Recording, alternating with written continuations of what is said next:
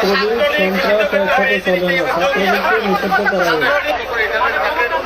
আপনারা আপিল করে এভাবে মামলা করে হাইকোর্টে তাদেরকে নিষিদ্ধ করা হবে।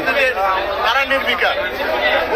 আদালত প্রাঙ্গণে যদি যারা বিচার প্রার্থী তাদের যদি জীবনের নিরাপত্তা থাকে, দেশ আমরা কোথায় আছি?